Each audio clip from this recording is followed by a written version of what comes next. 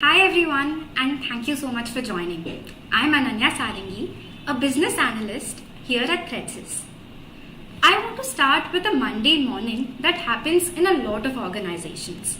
I am talking about the audit day. An assessor arrives. Over the next 2 weeks, they're going to ask a few hundred questions, and almost all of them have the same shape. Here's one. Show me who had access to your customer base in March. Show me who approved them, and show me the review that someone proves somebody checked. Now, we all know the answer to that. Your organization absolutely knows who had access in March. Nothing about this is a mystery. But the list of who had the access is in your identity system. The approvals are in a ticketing tool or in somebody's email. And the review is a signed PDF sitting on a shared drive in a folder named after a person who left in March maybe. So answering this question takes almost a day, and there are 300 questions more like this. Threadsys One AI makes that question take about 4 seconds. The subtitle on this slide, as you can see, is 10 years of audit built into one platform is how we got there. So now we move on to the flow of the session. I'll just explain to you over the next 30 minutes or so what am I going to speak about. The flow has 4 parts.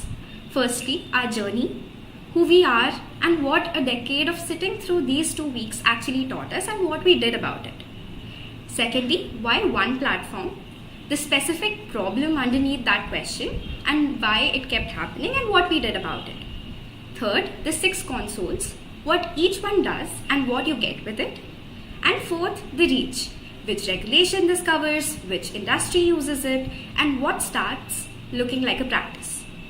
So one note before we go, I'm going to define terms as we go rather than assume you already know them. All the questions at the end. So here we go. Part 1, the journey. So who we are. We're an audit practice that ended up writing software. That order really matters, and I'll come back to it. Threadsys started in 2014 doing penetration testing. A client hires you back into their systems to break into their systems legally under a signed scope, and then we tell them how exactly we did it. A few years later, we added compliance auditing, which is exactly the opposite job. Instead of finding a way in, you verify that the safeguards a regulation demands are actually there and actually working. That's the side of the desk that the assessor is sitting on. And 2 words explain what they're doing. Firstly, a control. A control is a specific safeguard you're required to have. The one behind our question is, access to systems holding customer data is restricted to authorized users, and the list reviewed every quarter. That's control. Now evidence. Evidence is proof that the control is genuinely operating rather than just written in a policy somebody has not even opened. And for that control, evidence is exactly 3 things the assessor has asked for: the access list, the approval records, and the signed quarterly review. 3 files, 1 control, and audit is that. Several hundred times over, this goes on across 2 weeks. Now the credentials on the left, as you can see, because we did not award these to ourselves, I would just like to explain what they are. Firstly, CERTIN, that is the Indian Computer Emergency Response Team, the government body under the Ministry of Electronics and IT. Being impaneled means CERTIN has assessed our capability and placed us on their approval list for conducting security audits. Several Indian regulations specifically require your auditor to be on that list. Secondly, PCI QSA, that stands for Qualified Security Assessor. The PCI Security Standards Council certifies firms to assess compliance with card payment security standard. For a large merchant or a payment processor, only a QSA can sign the assessment. As you can see the numbers on the right, these are just in the practice. Our practice, 6,200 projects, 500 client organizations across 30 plus countries, and over $1 billion in transactions moving through environments we have tested and protected. And at the line at the bottom, which is where our product came from, over 10 years, the work never changed. What changed was how much of it went on carrying evidence between systems that could not hand it to each other. So the timeline, here's how that happened, and none of it was actually planned. We started in 2014 with offensive security, breaking into things for a living. Then in 2017, we had our first real turn. Clients stopped asking us, can you get in, and started asking, can you help us pass? So we added ISO 27001, PCI DSS, and SOC 2 audits. Now, quick definitions because these are the three things that keep coming constantly. ISO 27001 is the international standard for running an information security program, certified by an accredited body. PCI DSS is the card payment security standard, mandatory if you touch any kind of card data. And SOC 2 is an American attestation report on your controls, which large customers routinely demand before they'll sign any kind of thing.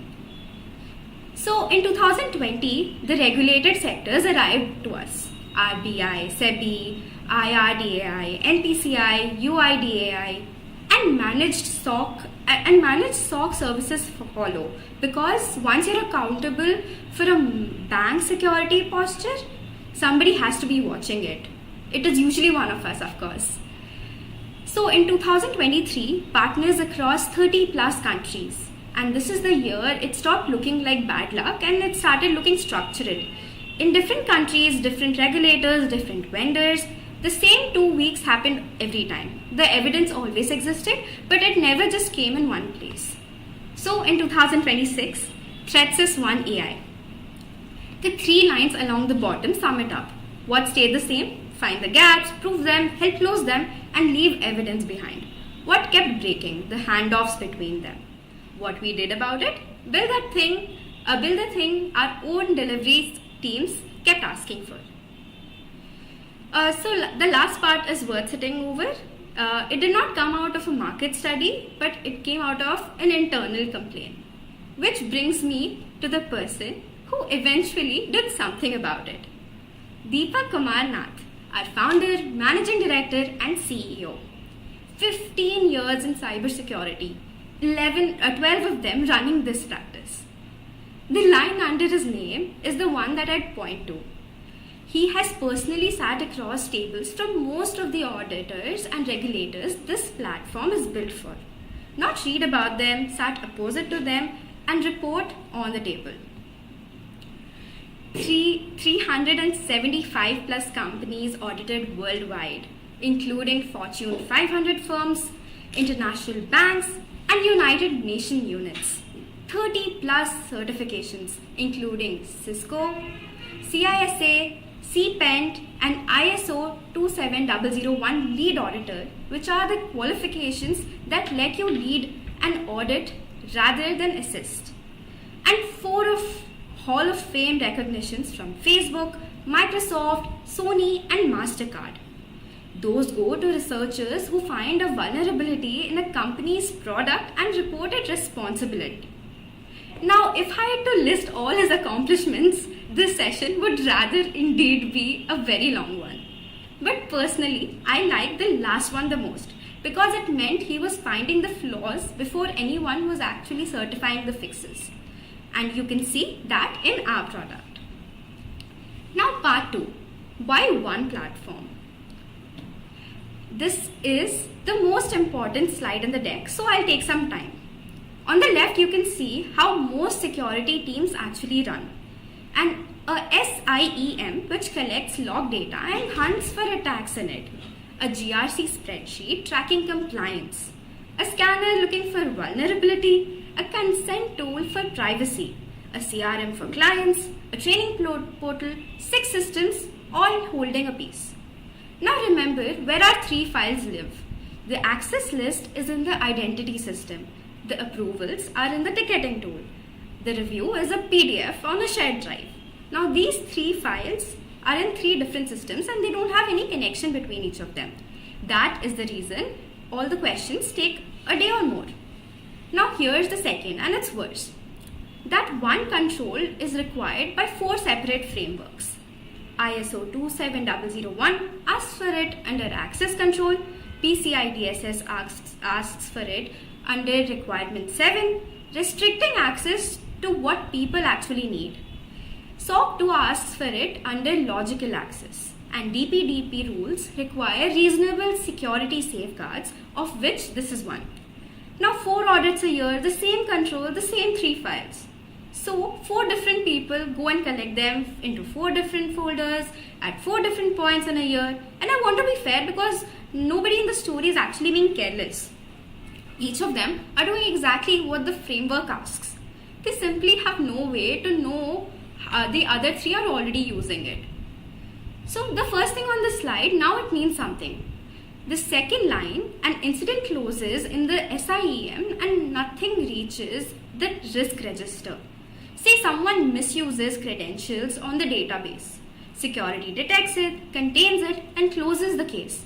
But the risk register, which is the compliance team's list of what could go wrong, has no idea it happened.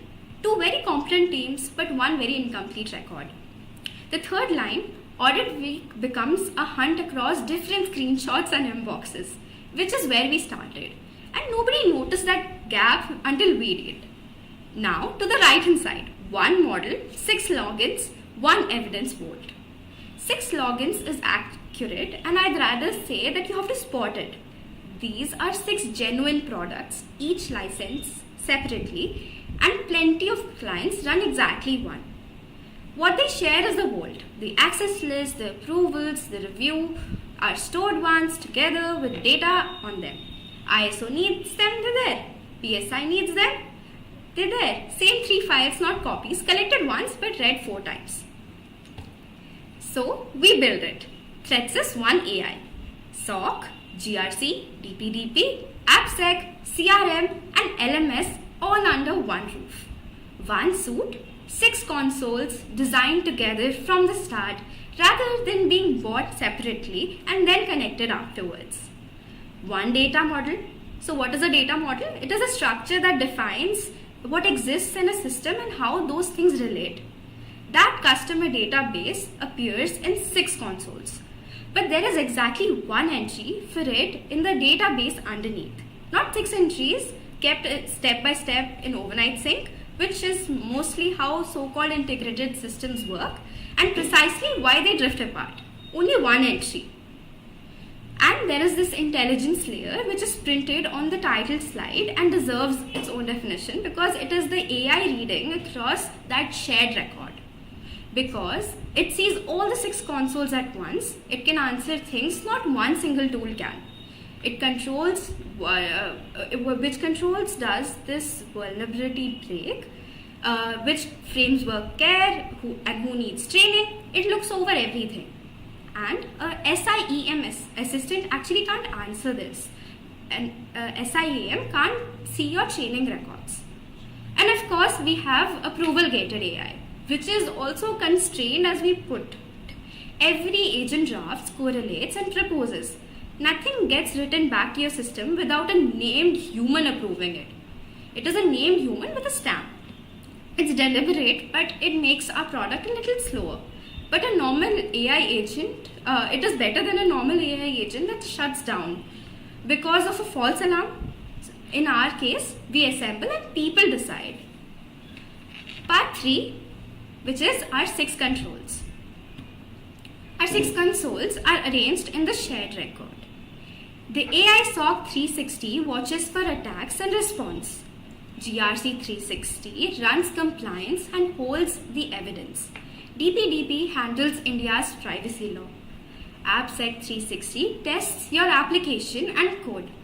CRM manages engagements and certificate renewals. LMS 360 trains our people and proves it. Each one licenses and runs independently. The line at the bottom is the thesis. And here's what it means mechanically.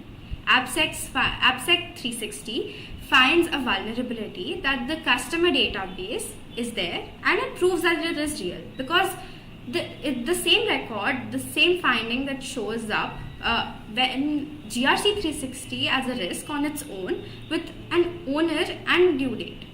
Somebody fixes it, but AppSec retests and confirms. And that confirmed retest becomes an evidence line the assessor reads next time it audits. So there is one event, but 3 jobs already done, and nobody retyped anything, nobody had to remember it, and everything was done because ThreatSys AI existed. Now I want to talk about AI SOC 360. 4 monitoring tools and round-the-clock practice all in one console. This is the Security Operations Center. There are 6 things in it. The AI SIEM, which correlating log data by behavior rather than fixed rules. So it flags what's unusual for that server and that user, not just what matches the signature written. SOAR, the Automated Response Playbook. It isolates the host, disables an account, blocks an address. Every one carries an approval gate. The XDR, which is detection across 4 domains at once: endpoint, network, cloud, and identity. That's what turns 14 scattered alerts into one case in one timeline. File integrity monitoring. It watches for critical system files and reports any change that arrived without an approved change request. Threat intelligence and threat hunting, which is matching against known attacker indicators plus deliberate hunts for things no alert fired on. And the agentic assistant, which assembles each case: timeline, affected assets, user context, blast radius. It drafts, your analyst decides. All of it is mapped into an MITRE attack, the public catalog of techniques attackers actually use, so you can see what you have covered against and what you haven't. So where does this help the most? It helps in banking and payments, in manufacturing and plant environments, and governments and PSUs. Now GRC 360. One control library and the assessors who sign off on it. Governance, risk, and compliance. This is the console that answers our question. At the center is a single control library. Access control gets defined once, and ISO 27001, PCI DSS, SOC 2, and DPDP all point to one definition. Evidence attaches to the control, not the framework. So the access list, the approvals, and the review get collected once, and all 4 audits are answered by them. Evidence arrives through collector agents, authenticated connections into your cloud accounts, your identity provider, your ticketing system, pulling evidence on a schedule instead of waiting for somebody to do it for you. Each item carries a freshness date. That matters more than it sounds because assessors reject stale evidence. An access review from 14 months ago tells you nothing about today, what is happening right now. Which is what percentages on the screen actually mean. Of the controls in the scope of ICO 27001, 92% currently hold valid in evidence, in the data evidence. DPDP sits at 64, it's a work list. You may also get a risk register tied to the same assets everything else monitors. Policy management, with each policy mapped to the controls it satisfies, and the audit workflow itself. Scooping, control testing, all of it. And certain empaneled and PCI QSA authorized seniors run that assessment on the same live record. So where does this matter the most and what industries it hits? Banks and NBFCs, fintechs and SaaS companies, and government PSUs. Now going to DPDP 360, every obligation in the Act running as an operation with a clock on it. Now, as you all know, India's Digital Personal Data Protection Act 2023, the rules that were notified in November 2025, and compliance of this is required by 13th of May 2027. Otherwise, penalty reach up to 250 crore rupees. The individuals whose data you hold is a data principal. Any organization is a data fiduciary. and the Act gives data principles enforceable rights, access, correction, erasure, and having a grievance address. So what is in our console? Firstly, consent capture and version notices. Across 23 languages, because the Act expects nothing in languages of the 8th schedule. Version means you can show which notice a person saw and on what date, rather than which notice happens to be on your website today. A right workflow is what it has, where every request opens with a named owner and a statutory clock. The countdown starts on receipt, not when somebody notices the email. That's what those timers are. Grievance redressal, escalating to your data protection officer, the named individual accountable for privacy compliance. DPIA is Data Protection Impact Assessment, that is structured risk assessments required before high risk processing, run and recorded in the same place. Vendor and processor risk, because your liability extends to anyone processing data on your behalf, and evidence pack, which exists before a regulator asks, rather being assembled afterwards. Everything stays in Indian jurisdiction, scoped to your tenant. So where this works most and matters the most in what industries? Healthcare, education, edtech, retail and e-commerce. Because it holds a lot of information, so manually handling everything becomes a little tedious. Now, moving to AppSec 360. 4 testing methods and nothing reaches a developer's unproven. Application and cloud security testing, 4 methods that are there that are not interchangeable. Firstly, SAST, static testing, reads your source code without running it inside the development pipeline, catches insecure patterns before anything ships. Then is the DAST, the dynamic testing, attacks the running application from the outside the way an attacker would. It tells you genuinely what is exploitable rather than what merely looks wrong in the code. Authenticated API testing. Your interfaces are where data actually moves in a modern system, and testing them probably needs valid credentials, not a scan from outside. The PTAS, penetration testing as a service. Expert manual testing delivered continuously rather than once a year, all by certain empaneled seniors. You need all 4 because they find different things. Look at critical findings on the screen. Broken object, level authorization, a user changes an identifier in a request and pulls back somebody else's record.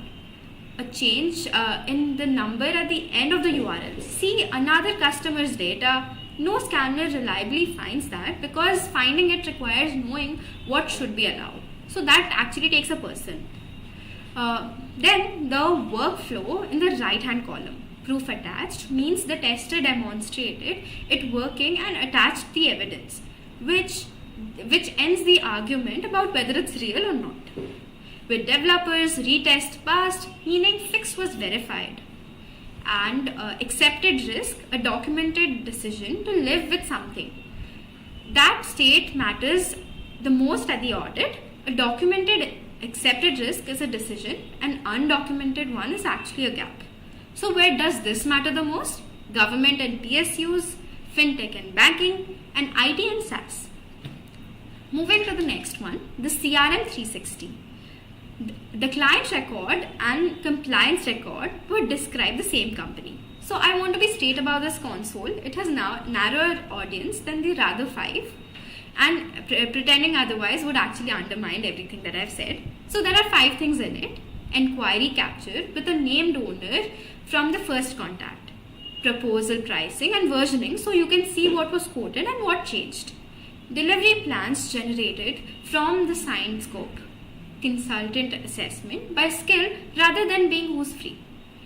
And a certified expiry register which remains at 90, 60 and 30 days.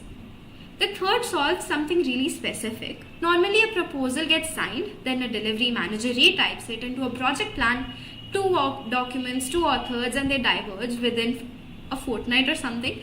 So the work delivered stops matching the work that was actually told. Generating the plan from the scope removes the retyping and the drift that goes with it.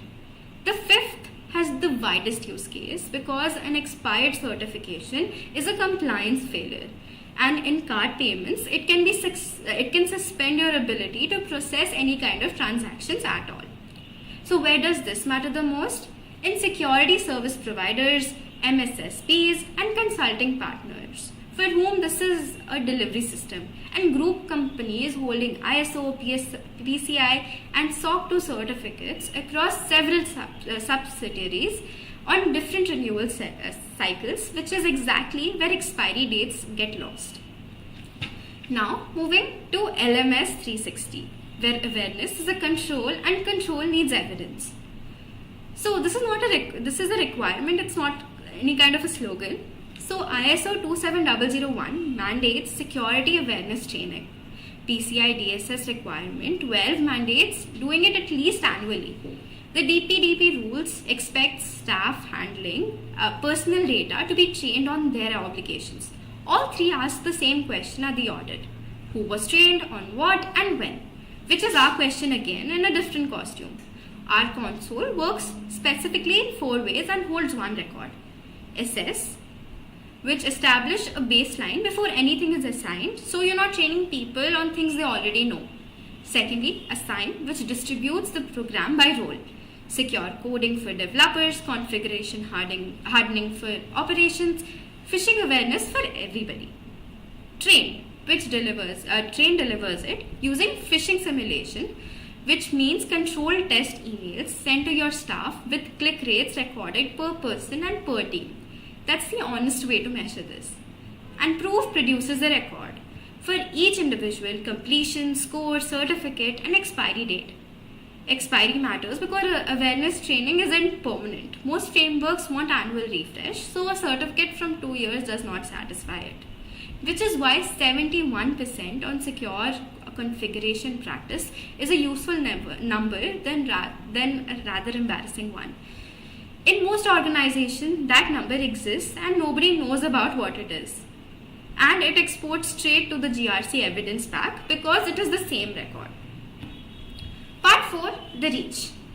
So our framework coverage, we have 5 families of obligation, 1 evidence set. Briefly, information security, ISO 27001, SOC 2, NIST CSF, CIS controls, the general standards for running security well, and what most customers and partners ask us to demonstrate. Payments, which is the PCI DSS for card data, NPCI mandates for Indian retail payments including UPI, SWIFT CSP for international transfers, and ATM switch audits. This apply when money moves through you. Privacy, that is DPDP for India, GDPR for Europe, HIPAA for American healthcare data, and UIDAI's AUA and KUA requirements. Those stand for Authentication User Agency and KYC User Agency, the licensed roles for organizations verifying identity through Aadhaar. They carry their own audit obligations.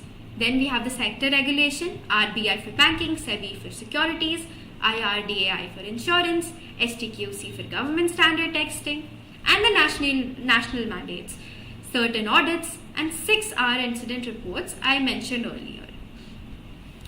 That 4th column is the hardest thing to retrofit into an existing product. An RBI circular isn't an ISO control with an ISO control with an Indian accent. It has its own scope, its own evidence, expectation, and its own clock. So we just map once. Our access control evidenced once answers to ISO, SOC, PCI, and RBI clause because all 4 are actually asking for the same thing in a different kind of a vocabulary.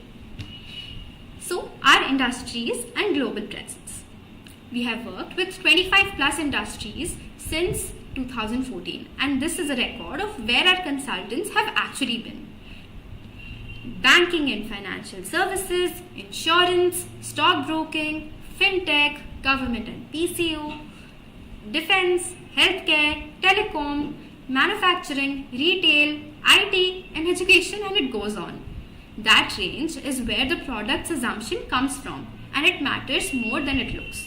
A platform built only for software company quietly assumes everything is a software company, everything a software company has: a modern cloud, clean identity, continuous deployment. This one was shaped by an ATM switch audit and a state health department in the same quarter, which forces it to cope with the environments that are not actually really tidy. So the numbers below: 30 plus countries with delivery partners, 50 plus international partnerships, 150 security specialists, and 4 offices in India, headquartered in Bhubaneswar, plus Noida, Mumbai, and Bangalore. So your Monday, let us look at what your Monday looks like because your roles are different. So there are 2 roles that we experience, and it works completely different. If you run security, your Monday looks when you open cases instead of alert queues, because grouping and scoring happened when you sat down. Findings arrive with proof attached, so your developers stop disputing and start fixing them.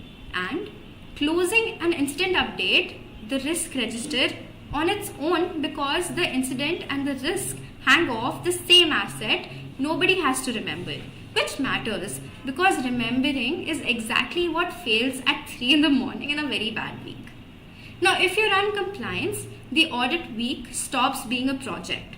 When the assessor asks who had access in March, who approved them, and where the review is, all 3 are in a vault with dates on them. One controlled answers all the 4 frameworks. Nobody is searching for whatever is not there and whatever is so mixed up and clumped up.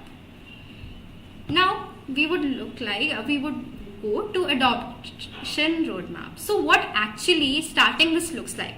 Because nobody is going to switch to all 6 consoles in 1 week. So we would like to talk to you about it. Firstly, week 1 to 4, we onboard. Tenant setup, scope and frameworks defined, 1 console live. Usually GRC or DPDP, whichever's deadline is the closest. Defining scope means deciding which systems and frameworks are in, and that decision determines every control you will be measured against. So it's worth doing really carefully. Months 2 to 4, we operate. Collectors connected, evidence flowing, SOC 360 or AppSec 360 running alongside. And the signal that is working is behavioral rather than technical. People stop opening the old tool. Nobody announces it, it just stops. So that's the moment the record becomes the source of our truth. Month 5 onwards, we mature. Remaining consoles on, cross-console automation enabled, and the first audit run entirely on the live record, which is the promise in the last line. Nothing gets rebuilt for the auditor. So 3 things we would like to take away. Firstly, the platform came out of audits. Thousands of engagements showed us exactly where evidence leaks out of an organization. This is the lesson written down as software, which is why some of it is quietly unglamorous. Secondly, 1 record beats 6 dashboards. 1 controlled, evidenced once, answers 4 frameworks, and it's current on the day you need it rather than reconstructed the week before. 6 logins, 1 record. The record is the product. 3. Start with 1 console, not 6. Take the deadline nearest to you, run that console with real data and real users. Widen it from there. So that's my time. Everything about this is at threadsys1.com, and the email and phone number on the screen reach a person rather than just a form, so you can go and look at them and interact with it. And to finish what we started, show me who had access to your customer base in March, show me who approved them, and show me the review that proved somebody checked. Every organization already knows the answer to it. You've always known it. It was just spread across 3 systems, a shared drive, so proving it took weeks. Knowing it was never the difficult part, proving it was. So that's the problem we have set to resolve. Thank you for your time, and now I'm happy to take questions.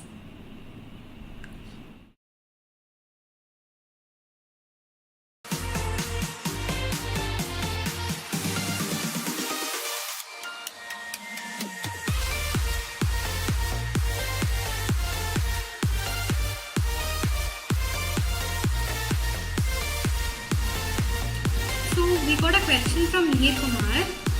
The question goes, is there any manual interaction for handling false positives and negatives, or is it completely automated? As I've already told this before, nothing about our system is completely automated. A human catches it because nothing is written back to your systems without a named person approving it. The agent only drafts and proposes it. It doesn't actually act. So that is a constraint the whole design is actually built around, but it actually helps you because now all your data is being vetted through, and you can false positive and false negatives do not happen much because there is a human who's catching the mistakes of the AI. Then we have a question from Glenn Quagmire for DPDP 360. How does the platform help an organization move from identifying personal data to actually monitoring and maintaining compliance continuously? So first, the console scans your systems and finds where personal data lives, not where it assumes. Then it classifies what kind of data each piece is because different types of data carry different obligation. Then it maps each piece to reason you're holding it. So every piece of data has a clear purpose and a lawful basis attached. And then, that is the most important part, it keeps doing that. New data get classified as it comes in. Every write request opens with a legal clock running. So risk assessments trigger automatically when you start processing something new. Vendor obligations also get tracked continuously. So it's not just one-time audit that goes stale in 6 months. It's a running process, which means by the time anyone asks whether you're compliant or not, the answer is already there. So you're not scrambling to rebuild it. Then there's a question from Kana Devari. Which AI models are behind this and where does my data go?